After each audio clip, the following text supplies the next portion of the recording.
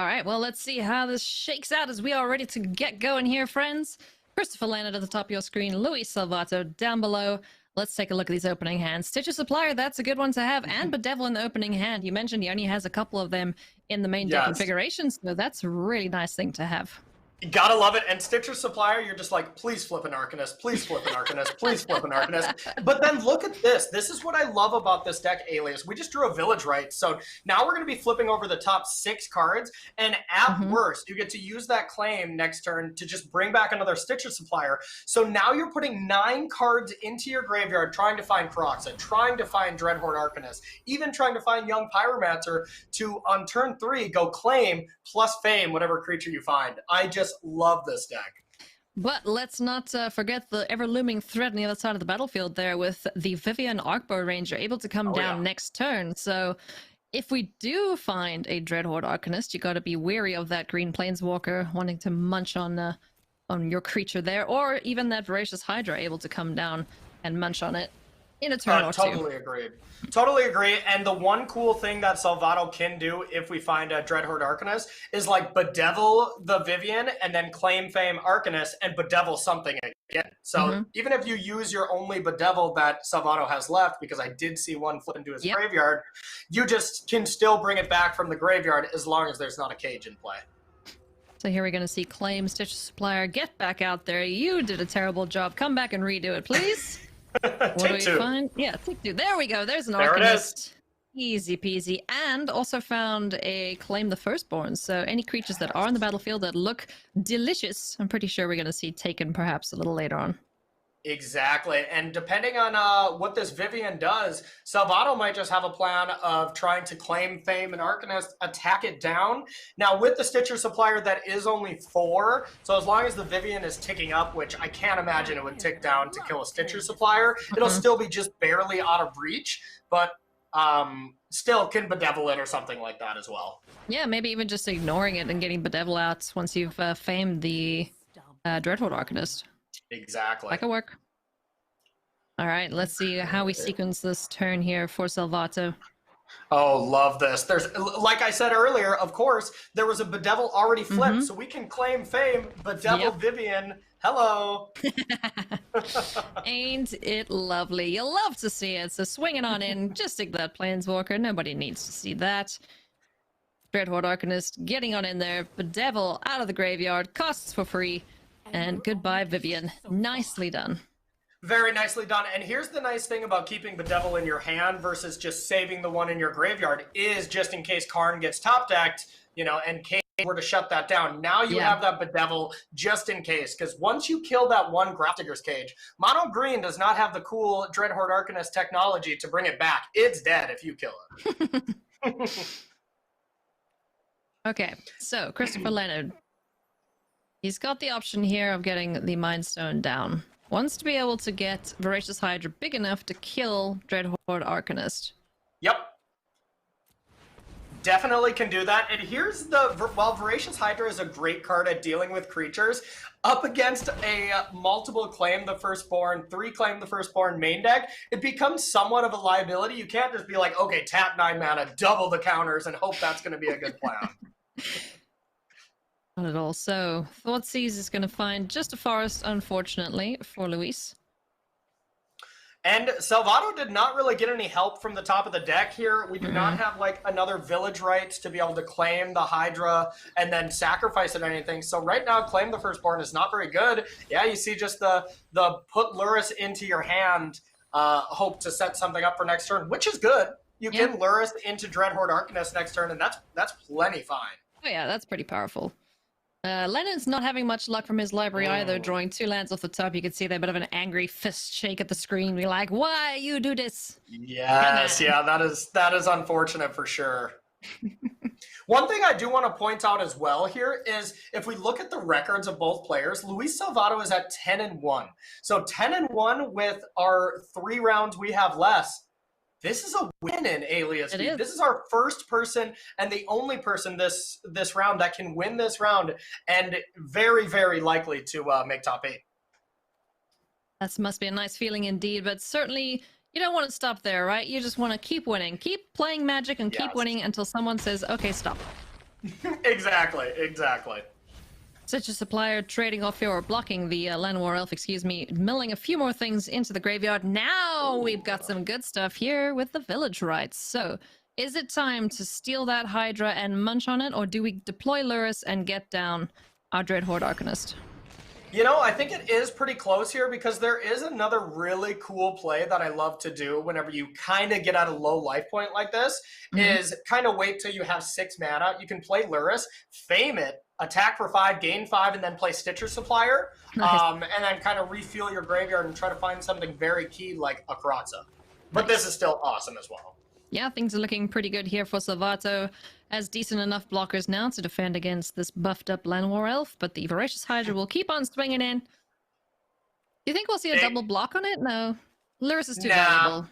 Exactly. That's the one thing, is there is really no way to return Lurrus after it dies. It's kind of your like one extra push when you're kind of out of resources in this deck, and then Lurrus is like, okay, I'll do some of the heavy lifting to get you back into it. But there's nothing that's super synergistic with Lurrus being able to get it back, like, you know, an unearth effect or something. Yeah, no Call of the Death Dweller or anything like that. Yeah, exactly. Yep. Poor little Lurrus. What a good kitty.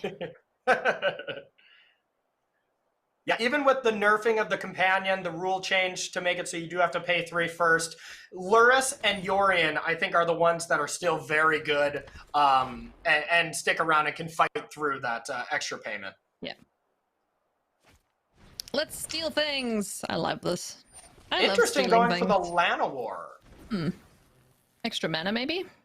Yeah, and just values taking away mana a little bit more than dealing with a 3/4. We're going to be generating so many tokens, if you're a Luis Salvatto fan here, that you can just actually block with a bunch of creatures and take down the Voracious Hydra. Or a nice little sweet play here, which we're probably lining up, is Dreadhorde Arcanist attacks, claim the Firstborn Voracious Hydra, and sacrifice it with village rights. Now, the Llanowar Elf would go back, so that's kind of unfortunate, but still fine.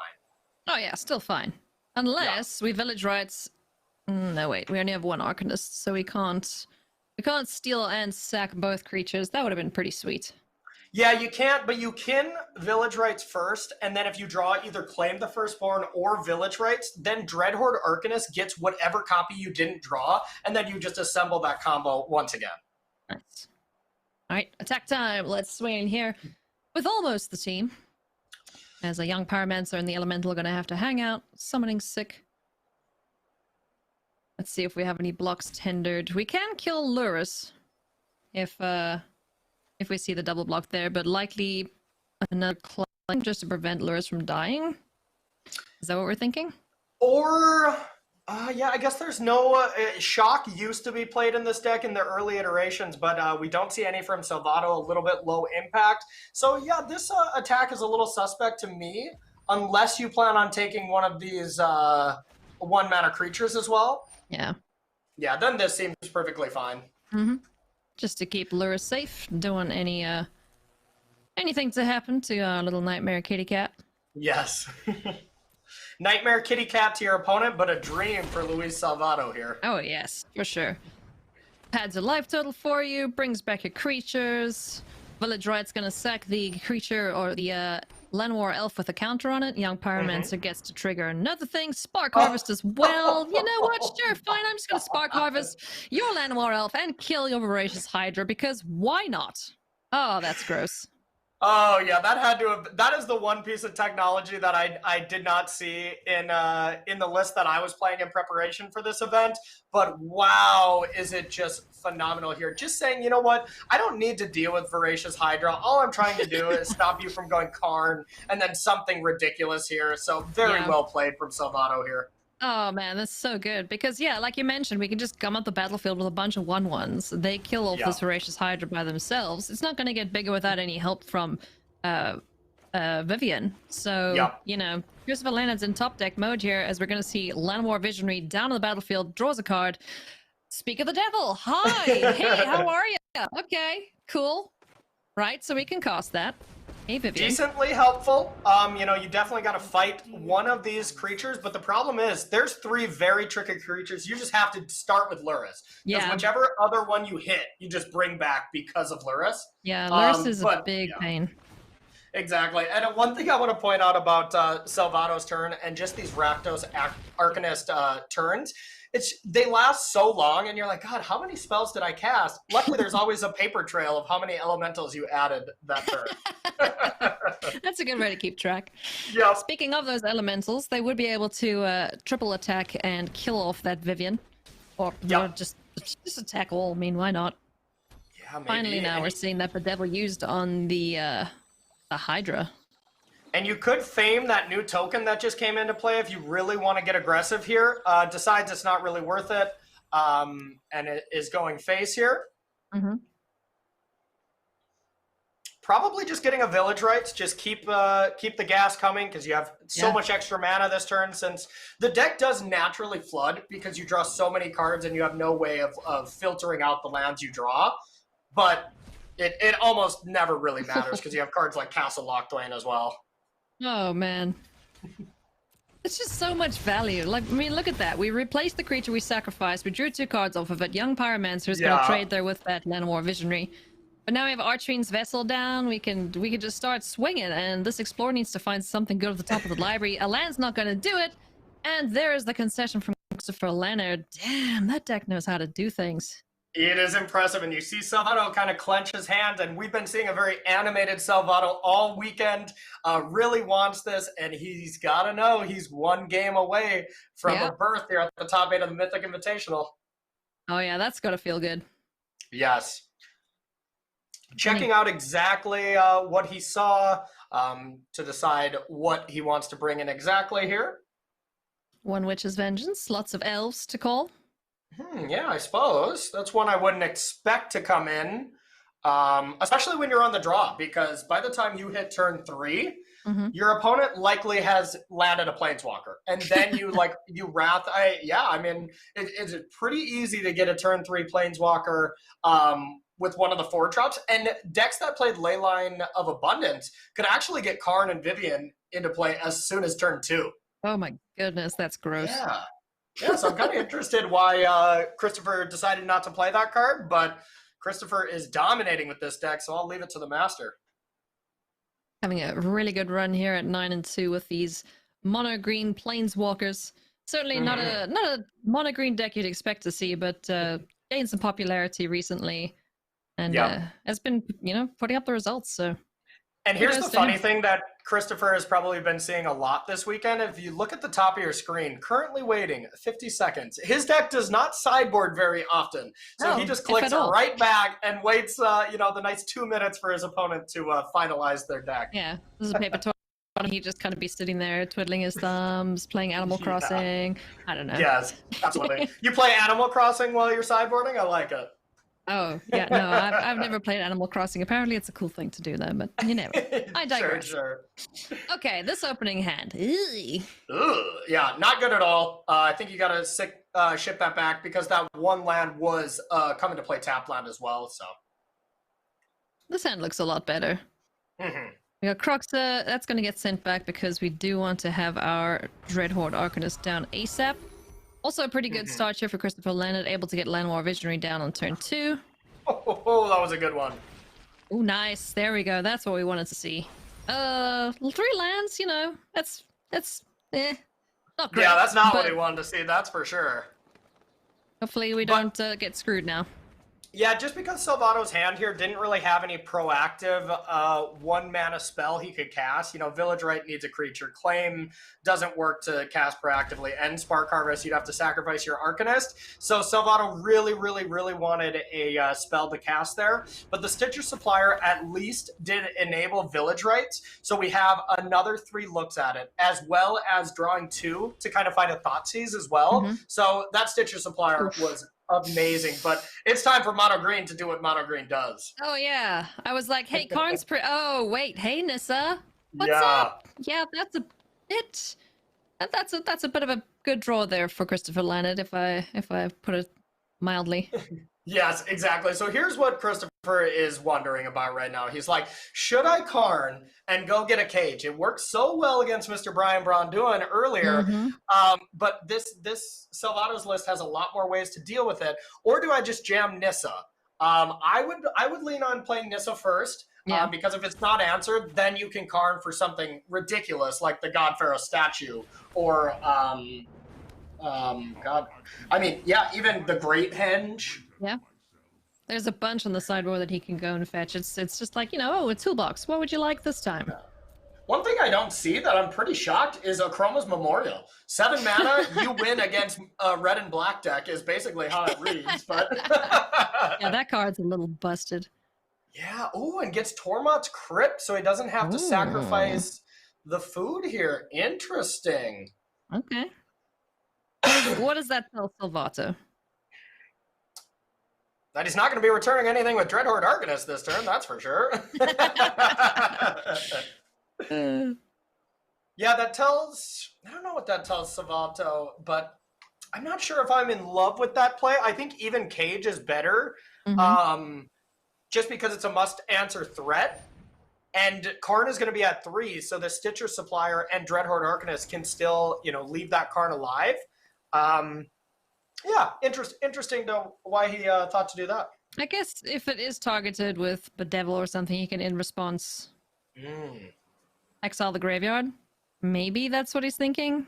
Whereas Grafdigger's Cage, it just gets gone. And here's what Salvatto's trying to do here. He's trying to think, is there any way that I can get him to blow up Tormod's Crypt any earlier on anything?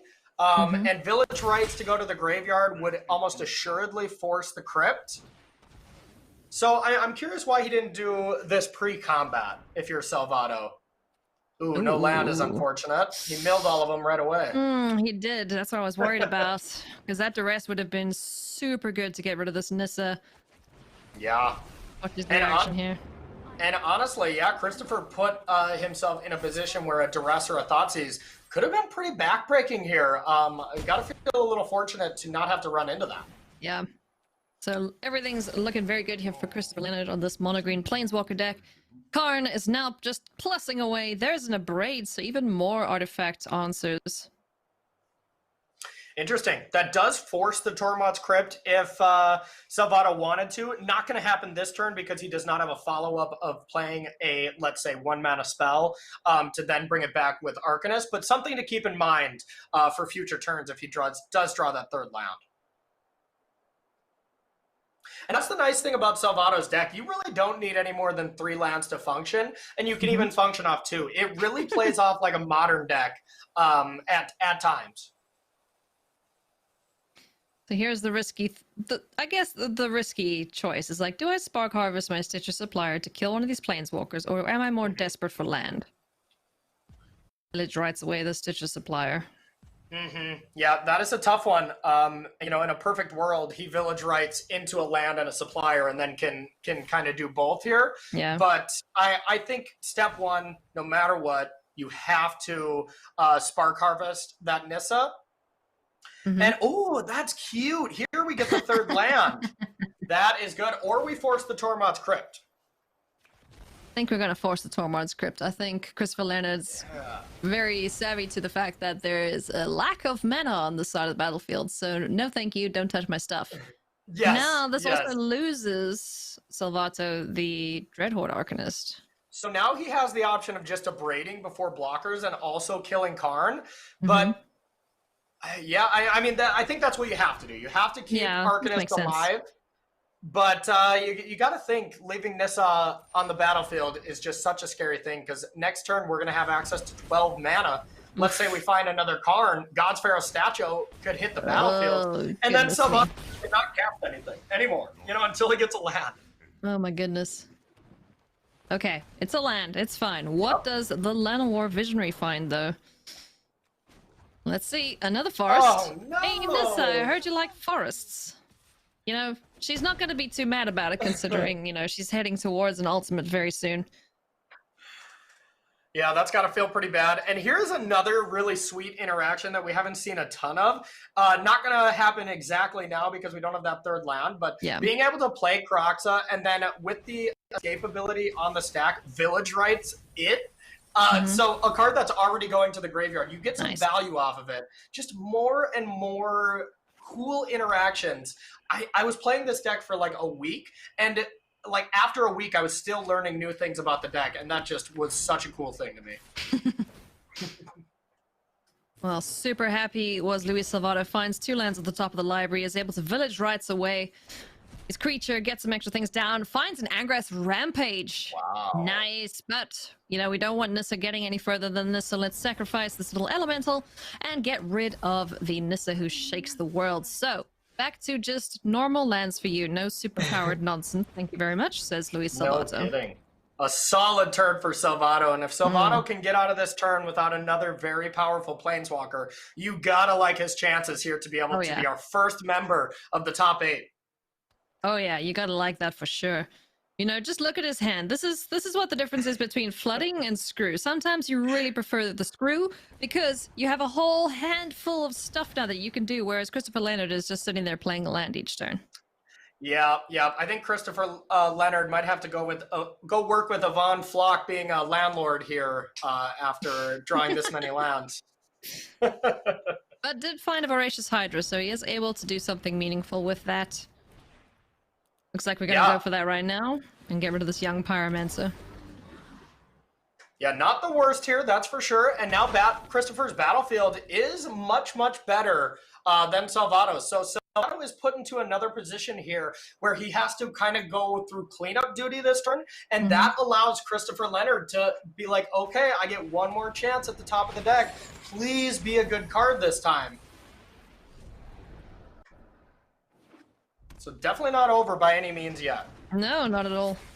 Both players still firmly in this. Christopher Leonard's going to have to find something meaningful, though. Mindstone is helping him get through his library a little quicker. Let's see what I can find this time for him. Gonna feel real bad if Nissa's right under this, where in the opposite order it was gonna be phenomenal.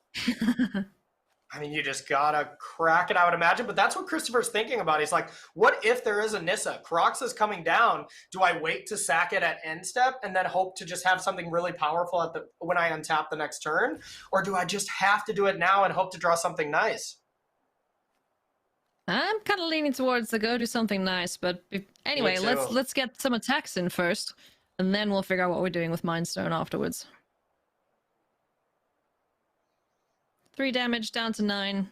That's not such a big deal for Salvatto, but we might see a chump block here from the little elemental. Opts not to, takes the 3. And look at this just powerful sequence that Salvatto can do next turn if he really needs to. He could bedevil something, fame the Arcanist, and bedevil something again. Like that's just one of the 15 options he has available to him right now. I kind of like that option if I'm honest.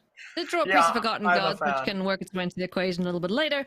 But yeah, I quite like that line of just, I'm going to kill your thing, I'm going to attack, I'm going to kill your thing again. It's great. Ooh, he might be agreeing with me. I kind of actually want to lean to just play Croxa here, just because even if Christopher draws like a Nissa, you just are no matter what going to have the biggest creature on the battlefield. I think I would actually just Croxa here, but I think all of the plays are phenomenal. This is where you want to be. You want to be spoiled for choice. You want the options. You want to have to go, okay, if I do this, this happens. If I do that, that happens. Not just, okay, I need this or I'm dead, you know? Yes, it's always a good position to be in a game of Magic. So it's not bad at all doing this Bedevil play. So we might already have a Bedevil. Or Braid is the same thing. It's the same thing as a Bedevil on this board.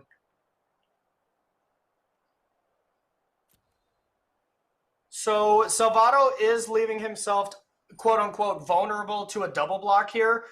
It's just going to make him priced into bedeviling that more than likely Llanowar Visionary just to keep his Arcanist alive here. Oh yeah, and I guess it is a 3/3. So now a double block. A double block is actually a nightmare situation for Chris because then he just loses it all. A double block is what Salvatto's hoping for here. So he's trying to, I think he's trying to bait him into this double block. He totally is. Leonard, he's thinking about it. He's like, what shenanigans are afoot? And at this point, you got to look at your life total if you're Christopher and be like, 20 or 17. Not a big deal, but if he has a Braid or Bedevil, big deal. Yeah. So I think you got to take this one, especially when Luis Salvatto is at 9. That's not a super cushy life total right now. Oh no! He says yes. Look at that. The fist puppy's like, heck yeah. Give me that. I'm going to Bedevil your thing. Christopher Leonard, just a little wry smile going, darn it. You saw Salvatto's cheeks widen right there. He's like, ooh, thank you. You'll love to see it expertly played there. Very nice. And I also get 1 point of damage. It's totally cool. Nice. And now we're still able to cast everything. Oh, there we go. So look at that expert play from Christopher. If he did it in the other order, you know a Duress was going to be popped off or a Croxa or something. And now at least he has a Nissa. That is huge. Expert play there by Christopher Leonard. Nissa off the top of the library is big news here. Getting a 3/3 on the battlefield, able to just apply pressure to that life total, get the other creature off the battlefield if Salvatto decides to block. This could be the game changer here for Leonard if he keeps drawing well, but is going for the Voracious Hydra first and foremost, recognizes how powerful this Dreadhorde Arcanist can be, and gets that off the battlefield. I don't like it. I don't like it because we see Croxa. We know that card can be discarded. I think you just have to play your best card there and hope for the best. And also, if you're Salvatto, I guess that's just another card to discard. Your Duresses are not going to hold any value later. So he just wanted to make sure he could prioritize all the really good cards in his graveyard. So you would think, like, why would Salvatto cast that Duress there when we're going to get a discard? And it's for a couple of reasons, actually. If it is a spell, Christopher does not take 3. And as a Duress against this mono-green Planeswalker deck that already has enough mana to cast everything, they're never going to have a card in hand at end step, if it's up to them, you know? So the Duress is going to do nothing. Might as well get a free lightning bolt to the dome in. May as well. Croxa is looking forward to that as we find Llanowar Elf at the top of the library. Not going to do much for Christopher Leonard. Keeping it in hand might be worth more than having it on the battlefield, but it can chump block that Croxa, as we're now going to see the Lurrus come to hand and Priest of Forgotten Gods down on the line. Ooh, hello. Christopher keeps looking like he is completely out of resources and then drawing and giving us a little bit of hope here. I still think this game is very, very, very in Salvatto's favor, but we got a chance here with this. We sure do. Let's see how it's utilized. Vivian, Arcbow Ranger down on the battlefield. Can start plussing and make this Voracious Hydra a little bit bigger. Yeah, I agree with that. I think you have to do that, but here's the bummer is we know there's a Lurrus in hand, so at worst, you know, just the play on surface value is just Lurrus, bring back Priest, and that feels pretty bad, but yeah. It's alright, at least there's no Priest activation this turn. So Vivian does get rid of 1 creature, but we do see that Angrath's Rampage in hand that can just get rid of the Planeswalker. If we're not just attacking into it. Wow, okay. I like the attack. Feisty? Yeah, feisty attack there.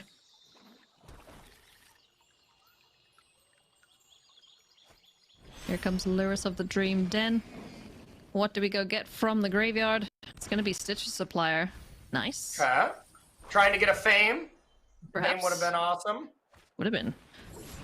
Target player sacrifices a creature if he doesn't block here, so he's going to have to sacrifice that Voracious Hydra. Lenny the Llanowar Elf is going to have to get in the way here of this Croxa. Down to 4 goes Christopher Leonard.